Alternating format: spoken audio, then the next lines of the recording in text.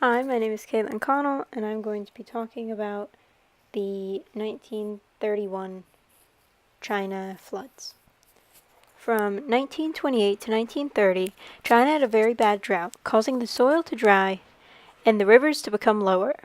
Winter of 1930 had very large snowstorms, then really heavy rain in the spring. This melted the snow and caused more water in the rivers. Then China was hit by 7 cyclones in just July alone, when usually every year they only get about 2. But weather wasn't the only reason for the flood. Because of the increase in agriculture, wars, rebellions, and political instability, the people responsible for looking over the river weren't able to work and monitor the Yellow, Yangtze, and Huai rivers. The land around them was overused, dams were built incorrectly, and forests and wetlands that served as a barrier for flooding were destroyed. The combination of crazy weather, river overflow, and broken dams flooded China. The frequency and magnitude will change the size of floods based on the amount of rain, and because of China's poor farming habits,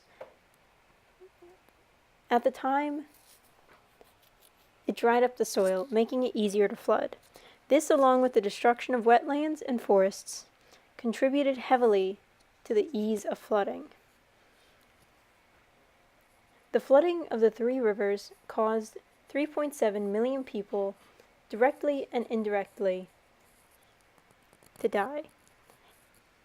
150,000 died at the first part of the flood. 500,000 people were driven from their homes by August of 1931. Most of China depends on the Yangtze River for personal and farming needs, and many rice fields were flooded because of this. People began starving and got typhoid and dysentery due to pollution and the buildup of sediment. When the Huai River flooded, it flooded the capital city at the time, Nanjing. People who were starving resorted to cannibalism and infanticide and sold their children or wives just to make more money. When the Yellow River flooded, trade was severely damaged, and there was a huge loss to the agricultural industry. Today, people who still live in these flood-prone areas use them as farmlands, and this causes even drier soil. Starting in 2005, efforts to fix the flooding risks were both local and global.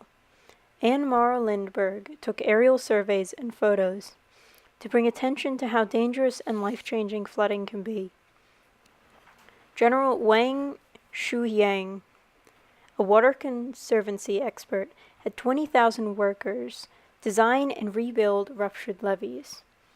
And the China Yangtze Three Gorges project was another project started in 1995 and was completed in 2009.